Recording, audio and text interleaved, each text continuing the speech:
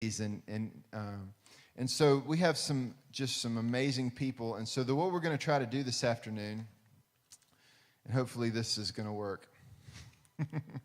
Can we experiment and see how this works? Is that okay? So I've asked the folks here, I'll introduce them, to give me like a TED Talk, okay? You know, like a 15, 20 minutes, like give me your best testimonies, just like, you know, just whatever you have, city transformation. And so we have Tannen and Christina Herman, who are leading worship this morning from Harrisburg, Pennsylvania. I'm going to go ahead and introduce all of them now, and then that way I don't have to do introductions for each one of them. But Tannen and Christina, they serve as the directors of Wild Heart Ministries. They've been in ministry for 10 years, leading discipleship schools, missions trips, training initiatives. They live in a massive mansion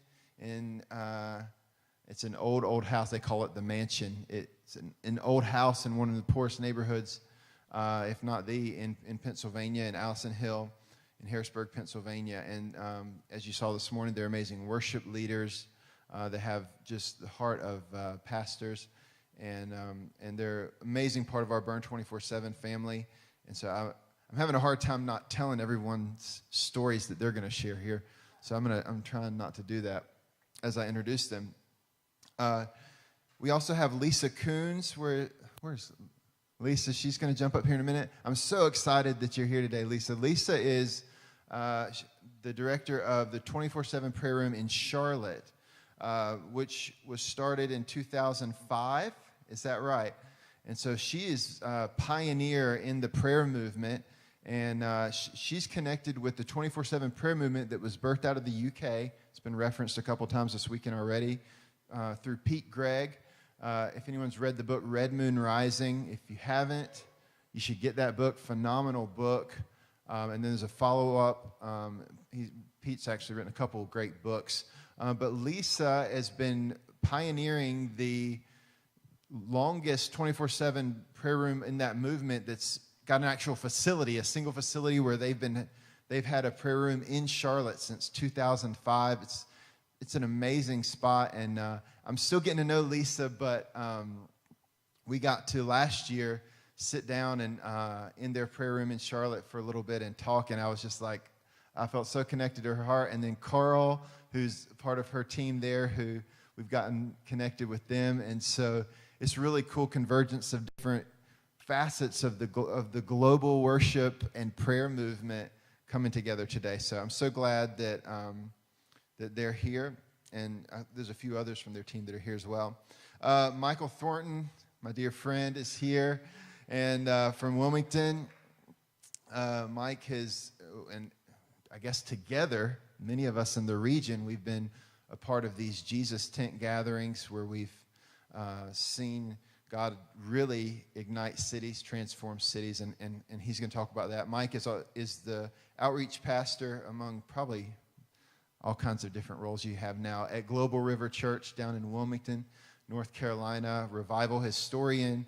He's written a couple of books, and super excited to have him here with us. So those are my introductions, and you know, I know that I'm handing the mic off to amazing leaders, and I've asked them for 20 minutes. It's kind of like asking Amber to do 20 minutes of worship, you know, and it's like, it's just like so easy. We can just go on for hours and hours.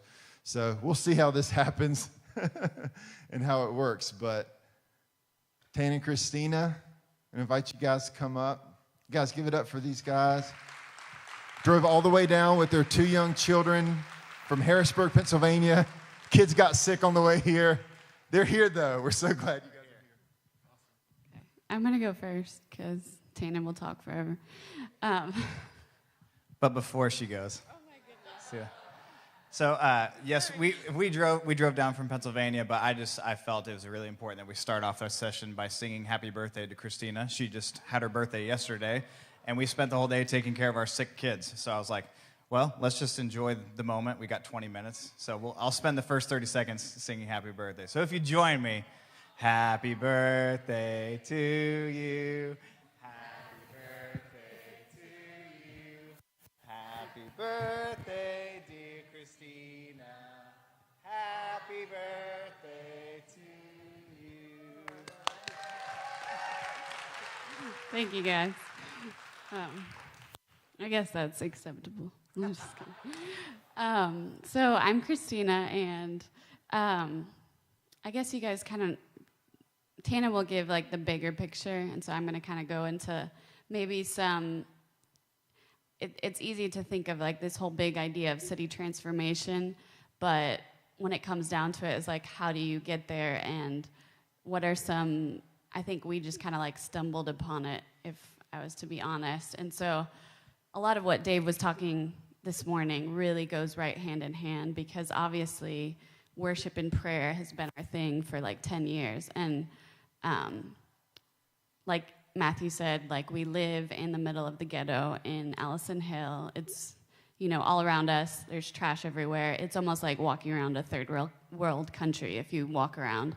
And we've been living there for, you know, up until this summer,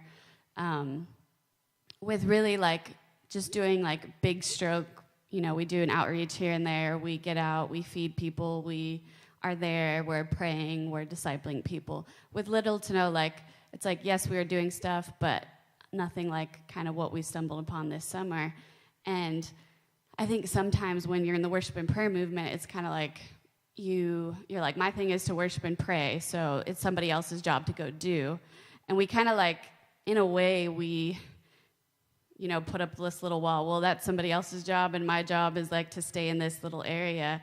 And I feel like in order to actually step into the mandate, like David, where yes, he was the shepherd boy, but then God called him to reign, and he gave him that influence of government. And I feel like that shift is coming, where it's like we have to be able to step into the new thing that God has. And it doesn't mean forsaking the old thing. Like, obviously, we still worship and we still pray, and that's the foundation of everything. And that's where we go to find out, what is the strategy? What is God calling me into? But I think if we don't make a shift in our hearts to get ready, then we could actually miss the very things we've been praying and contending for and asking God for, when God's saying, actually, I want to give it to you, and actually, you have a part to play in this. And it's not just to call in somebody else to do the job. And of course, that's going to look different for every single person. But I really do feel like God wants to prepare our hearts to actually receive the next thing and be ready to be the ones that actually go and not only see the need and pray about it, but go the next step, which is actually doing something about it.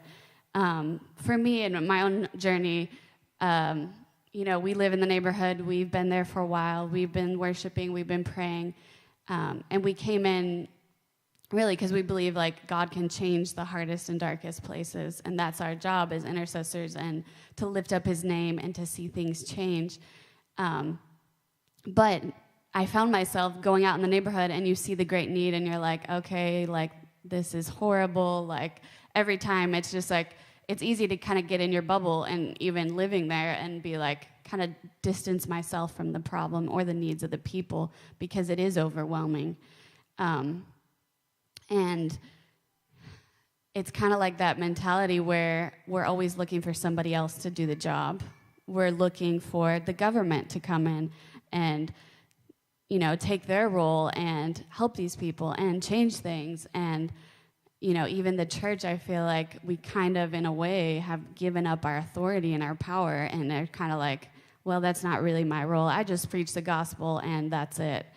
And we look at it as, we don't see, it's like if we really want his kingdom to come and to be able to see transformation of cities, we have to see the gospel as more than just giving a salvation message or seeing somebody's life change. But hey, they're still in poverty. Hey, they still live in living conditions in the U.S. that shouldn't be. It's like their neighborhood full of drugs. It's like, and then the other thing is, well, these people are here because they wanted that for their lives. And it's like, regardless of, yes, there's problems in the system, and yes, like people have choices, but our hearts should never be so hardened where we don't actually feel the compassion and love of Jesus to say, hey, let's go out. Like, these people do not want to live in trash and drugs, and they don't even want their kids to go out in the streets, you know? And it's so easy to really distance ourselves. And I think for me, it's just like this constant knocking on my heart and God saying, are you really going to go all in for these people? Like, is your commitment really like, will you close the back doors of, oh, well, I could always move if this doesn't work out? Or how committed are you really to your city? And I think that was something that I wrestled in my own heart where, in my heart, it's like, yes, I'm here, but this is not my dream of what I felt God called me to. To be honest, like, I didn't see myself living in the ghetto of America. Like, I saw myself overseas or doing something that would be, like, more worthy of giving my life. For whatever reason, we fantasize that idea. And I think, and it's like, I can see how, I feel like that can relate to a lot of people where you're in the city that you're at and you're planted there, but have you really said, I'm going all in? Have you really given yourself to it and said, I want to see transformation in this city, and I will not leave until I see that? And yes, you don't know how long you're going to be there, but we need to have a mentality where we really position ourselves and say, like, yes, I am fully committed. And it was in that place where God actually began to give us very small keys. And it started with, okay, I finally feel that ownership. What does ownership look like? If we really feel like ownership over our cities, then we will make it what we want it to be. If we feel like we have power to change things, then yes, we'll step out and do something. And it wasn't some spiritual encounter that we had, but it was really a practical thing that we just said, there's trash. We can actually be a part of the solution. We can go out and pick it up. We can go out and make things look nicer. We can go out and do what we can, and God began to do the rest. And so I'll let him kind of share what happened from there. But I just want to encourage you guys, in my heart, what I felt like is that sometimes it's not super spiritual, and sometimes it's very practical, and it looks like doing your part of what you can do to make a difference. And I think, too, yes, do the worship and prayer, but yes, I feel like God's stretching you with keys for your city and where you're planted to, like, what does it look like for the kingdom to fully invade our city? How can that actually change the structure of the city? What it looks like. And that's where I feel like the whole social justice piece comes in, where it's like the gospel ultimately is not just meant for saving souls, but actually changing lives and transforming culture. So what is your part to play in that, other than just worshiping and praying? Because that is, like, obviously the foundation of what we all believe here. That's why you're here. But there's something more, and I feel like it is very stretching. I'll say one last thing, and then I'll hand it to Tannen. We found ourselves in a meeting, actually, for, like, a grant for the city, and there's a huge chunk of money that they give out to nonprofits to do exactly what we're doing. And so I remember the feeling of, like, it feels intimidating because you're like, what am I doing here? And, like, I didn't think I was going to be doing this with my life, applying for, like, grants to help, actually beautify the city, repair buildings, tear down, abandoned buildings that need to be demolished, and things like that are like, and I just want to encourage you guys with that I believe that God is going to release unprecedented doors of favor and blessing, but you have to position your heart, and you have to actually be ready. And I really feel like it does start with saying yes and going all in, and God will begin to open the doors of favor. And that's exactly what happened was, yes, we've been praying and contending for a while in our city, but when we started doing the simple things like picking up trash, suddenly the city gets behind us. They actually help us remove all this trash. Suddenly people begin to notice what we're doing, even though we've been there for 3.5 years. And tons of resources are being poured in, tons of things are happening, and it really wasn't anything spectacular that we did other than just saying yes to God and doing the things that we could, that were right in front of us. So, yeah, so, wow. So as Christina shared, so we've now been in the mansion almost 4 years. Actually, the reason why we call it the mansion is because that's what the neighbors call it, is the mansion. We'd been there for a little while, and YWAM actually had been living in the house before us, and they had named it the 333 house. And so it was always this funny thing. The reason why we ended up changing the name is I'd go out into the neighborhood, and I'd be like, yeah, we're going to do a big party at the 333 house. And they're like, what? And they're like, you know, the big building on 13th? They're like, oh, the mansion. And so I was like, all right, that's it. We're just calling it the mansion from now on. So it is a mansion. It's a 16-bedroom, 15-bathroom mansion. So it's not fair to call it a big house. It is a mansion. It was built to be a mansion. It's got 2 buildings. It's really cool, crazy property. Sticks out like I do in the ghetto, like a sore thumb. And that is kind of funny, actually. But anyways, so I just want to kind of paint a picture, really, of the demographic of where we are. So in our neighborhood, I am overwhelmingly the minority, which is exhilarating if you've never been in that position before, because you start trying to figure out what does it look like to actually fit in, and without being compromising. Like, it's allowed me to really, in a way, relate and appreciate to the struggle of minorities in America that a lot of people suppress and oppress just because they don't want to let themselves feel that same thing. And so in my neighborhood, it's 40% African American, 42% Hispanic, and then the rest is just literally a mix of everything. And it's been actually a blessing because my wife is Puerto Rican. Having met her, I got really inspired to speak Spanish, and so now I'm definitely not fluent, but I would call myself bilingual. So I get an opportunity to connect with all of our neighbors across the board and get to really find out what is life like living in Allison Hill. And we've had the privilege of getting to meet people who have been in our neighborhood for 20 plus years and have actually watched our neighborhood become the neighborhood that we know it today. So Allison Hill, when it was first created, was actually like the up-and-coming neighborhood for suburban Harrisburg. It was created by an attorney and another guy, I can't remember exactly what he was, but basically a philanthropist. And they had the dream of starting this neighborhood that would house all of the businessmen and women in the community. And they built it up on a hill that overlooks the city, hence the name Allison Hill. And it's really interesting, the history. I mean, there's so many things I could say in 10 minutes, but I'm going to try to.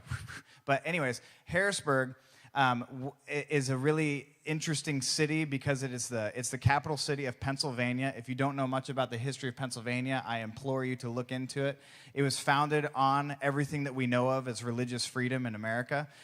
The Constitution of Pennsylvania is the basis of the Constitution for the United States. When William Penn drafted the Constitution of Pennsylvania, he actually wrote into it that nobody should be allowed to be in politics unless it's been proven that they can hear the voice of God. How cool is that? So he has it in writing, only prophets can take office.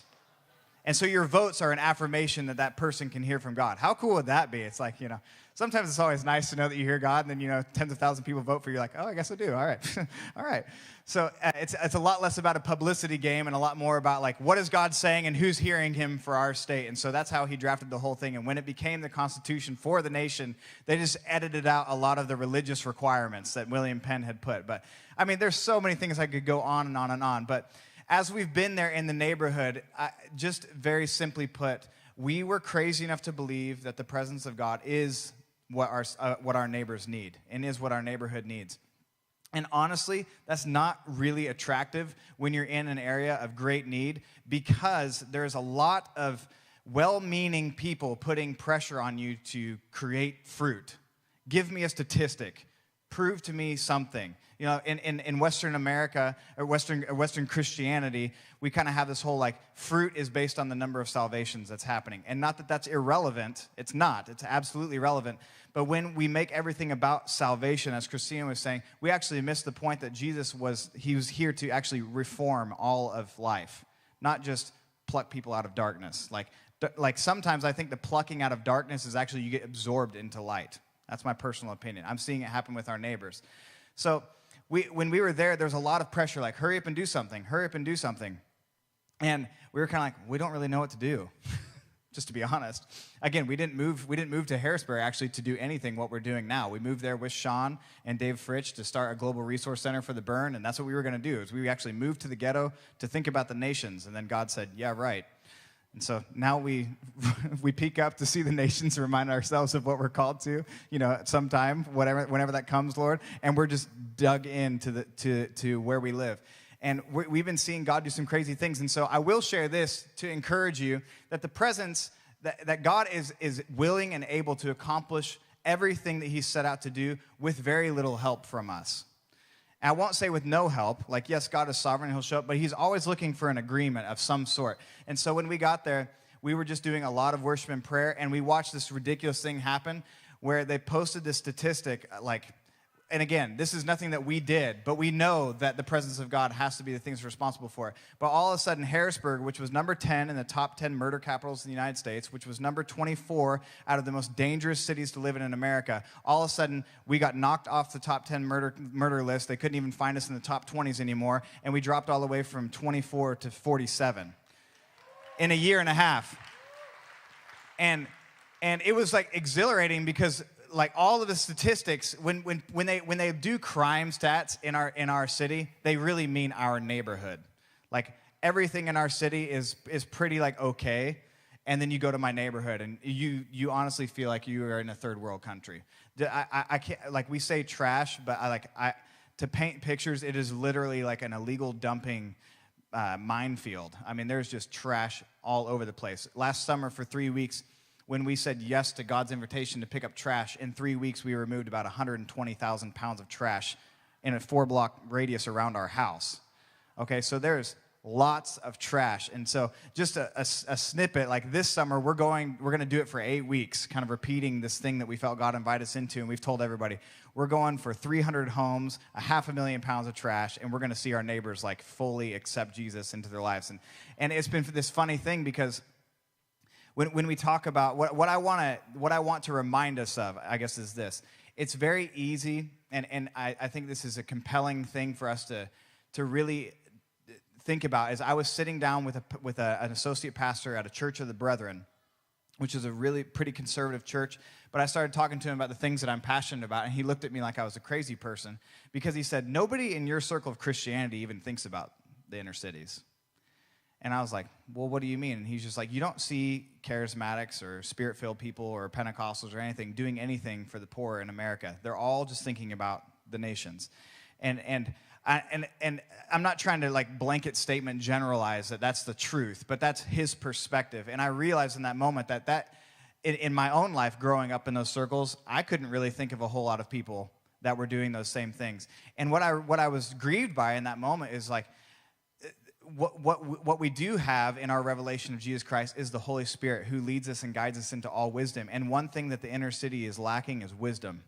It needs the wisdom of God to come and intervene. And I could go on to a gigantic soapbox about why I've found myself grappling with a lot of the ignorance of America in the issues of the inner city. We hate talking about the inner city because it's so divisive, but the reality is there are systemic problems that need to be addressed that will not happen by somebody pointing fingers at another person. It will take people who are willing to lay their lives down and say, if we get around to passing a law, great, but in the meantime, I'm going to lay my life down and figure something out. Because what I found in my own neighborhood is my neighbors, honestly, they just laugh. They call me the white guy that lives at the mansion. They know my name, but it's just easier to call me the white guy that lives in the mansion.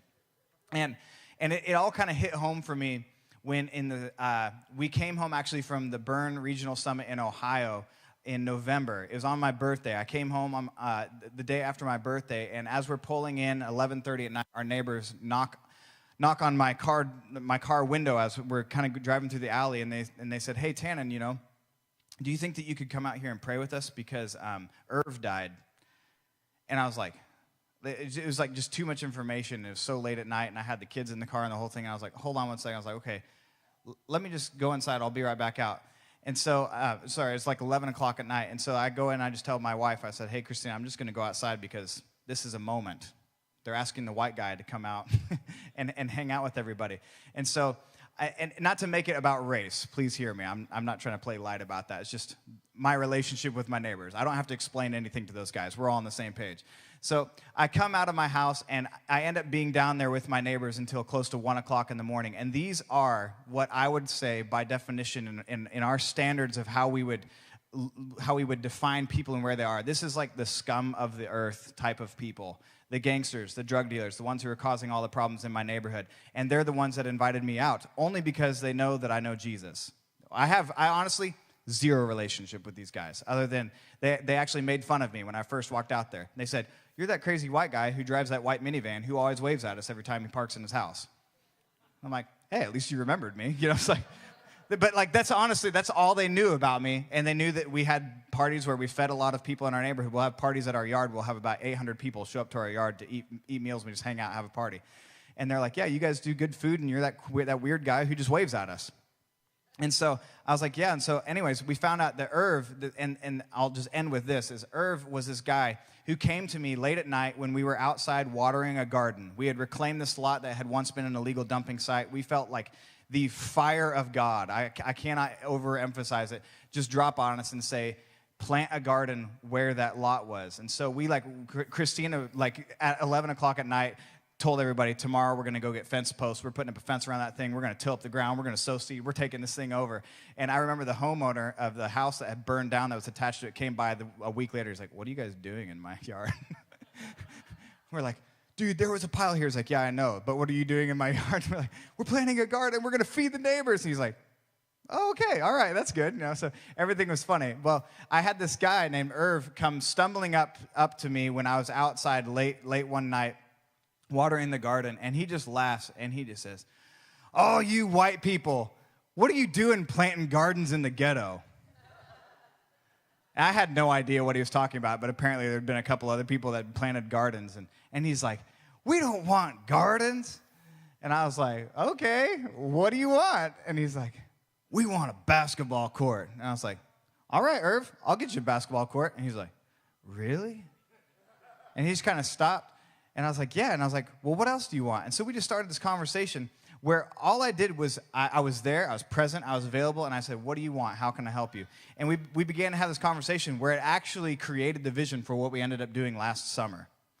And he's like, ain't nobody proud to live here. Look at this place. It's trash, blah, blah, blah, blah. He's like going on and on. And I was like, well, maybe we could help clean it up. He's like, oh, man, that would be amazing. That'd be cool, man.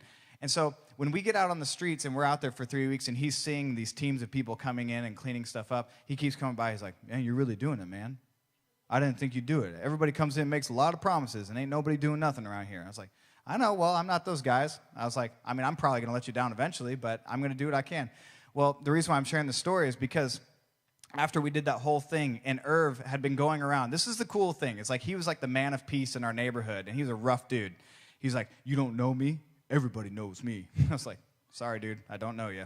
It's like, do you know me? He's like, no. I was like, okay, great, we're on the same page.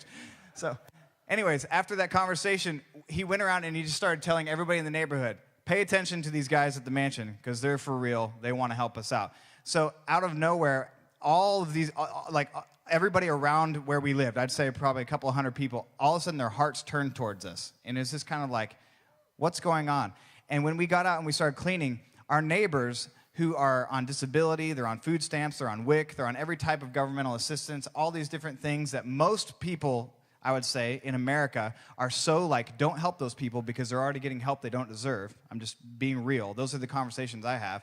These people are using their food stamps to go buy food and water for our volunteer teams to go feed us, and they're out there and they're going out and they're taking our gas cans and on their own money filling up our gas cans so we can continue to do work. And they're like, hey, I can't help, but if you give me a broom, maybe I can sweep the sidewalk. It's like all of a sudden our neighborhood just kind of got elevated a little bit.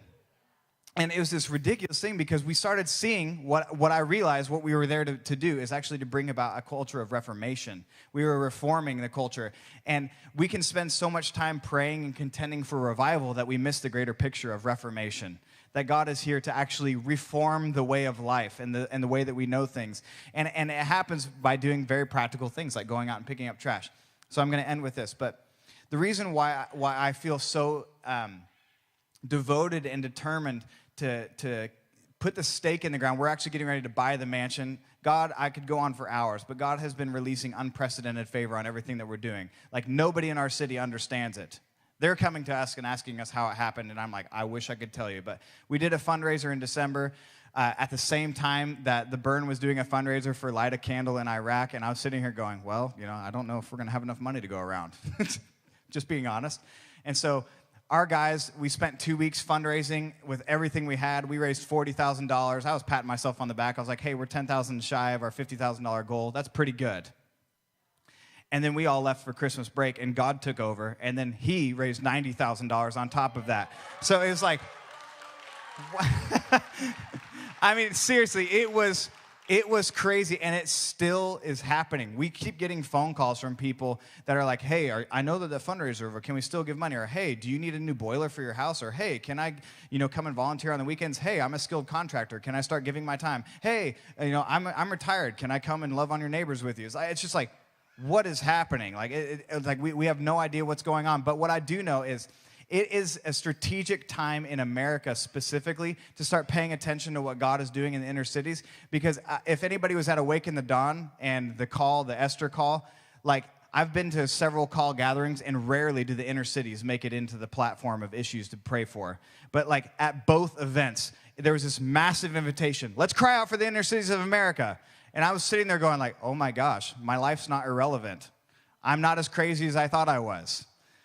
God, like even God himself on these massive platforms in circles that we don't normally have those conversations is saying, pay attention, because I have sons and daughters living in the inner city that are waiting to be found. Like they're there, and I get to see them. We get to see them and meet them on a daily basis. And Irv, I believe, was a seed of why God was bringing us in, because I talked with Irv and I found out that Irv was a believer, but he kind of had fallen away. And so I started getting close to him, and then I found out that he was found dead in a house just a few blocks away from the mansion. And I got invited out to be with my neighbors, and this one well-meaning lady says, hey, guys, let's all gather around. We're going to have Tannen just pray for everybody. Super rough dudes, like, F God, F prayer, F this guy, F this whole thing. Why are we going to pray? This is so much profanity. Most people would have gotten so intimidated and just been like, peace out. It's not safe for me to be out here. I'm going home. They were drunk. They're high. It was like they were grieving. They were grieving. And I felt God would say, just be there. Just listen. So I was like, you know what? We don't got to pray. It's fine. We can just talk. We can hang out. And so I don't even know how it happened, but God's like, hey, I'm going to open up the door. You're going to go talk to that guy who shut the whole prayer meeting down. I was like, okay. So I started talking to him. And the Lord reminded me of a vision that I had of him when he was a little kid. And I was like, hey, Kevin, you don't really know me, but I had this vision. I shared this vision. He looks at me, through his drunkenness and high, and he looks at me and he's like, you just described to me the exact church that my grandma used to drag me to when I was a little kid. And in a dream, the vision I had of him, he was with these two angels that were standing guard around him because of who he was and what he was called to do. And he's like, I think I've met an angel before. And he starts telling me this story about how a white woman in a suburban neighborhood where he was parked in his car, he lost his keys, his car was full of drugs, full of guns, and he's like, it was the worst position for me to be in, and I had just decided I'm going to kill myself. This white lady walks up and knocks on my door. He said she was like a 40-year-old woman, knocks on my door and says, honey, the Lord told me to tell you that before you do something stupid, I should help you. And so he just looks at her and he's like, what do you mean? And she's like, I've already called a taxi. It's on its way here, and I'm going to take you home. And she just gets him in a taxi, takes him to his house, drops him off, and when he turns around, she's gone. Right? And so he starts talking to me, this guy who's super hard, who does not want to believe in God. And by the end of the conversation, short version is, I pray for him to get healed of cancer, and he just found out a few weeks ago that he's cancer-free. I know. And this is the testimony of Jesus. Is not like the cool story even of what I'm just sharing, but God is looking for people who will show up and be present and be available in the inner cities of America, but also show up and be present and available for all issues that every city faces. And it's been this weird thing where I've been feeling this tension now, where I've been wrestling, honestly, just to be honest, struggling to find out how I fit into this circle still, because I'm finding myself being like pulled politically to almost be an activist and become an advocate for my neighborhood. And I'm like, this is not what my people do. I'm just like thinking these things in my head. And I'm like, God, how do I fit? And I had this lady come and rebuke me after I openly confessed my own struggle with that thing. And she said, God didn't call you to revival. He called you to reformation. Stop making excuses. I was like, well, okay. So I stopped. And so what I want to invite us into is that, as my wife was saying, God, he has keys to bring cities into the fullness of the gospel, which is more than salvation. It is all of the way we know of life to be transformed. And I've just been feeling this, if I could leave you and implore you with one final thing, is God, there are many things consistent about God, and one of those things that is consistently overlooked is God's heart and affection for the poor and the downtrodden and the people who don't have voices. And he's looking for people who say, like, I will lay my life down, even though, like, to be honest, I feel the least qualified to be running an inner city ministry. Look at me. Even my neighbors don't get it. They're like, why are you here?